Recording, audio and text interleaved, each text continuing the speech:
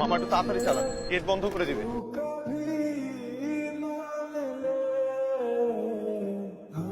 Hello, কে?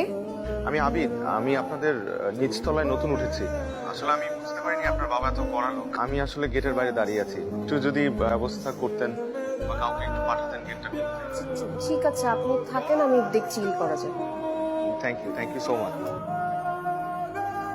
মাসে তুমি বাড়ি ছেড়ে দিবা, সুমনের কাছে তোমার অ্যাডভান্স টাকা ফেরত দেওয়া আছে। কি? তোর বাবা অ্যাক্সিডেন্ট করছে, তাড়াতাড়ি আয় বাবা। কিরে কই যাচ্ছে?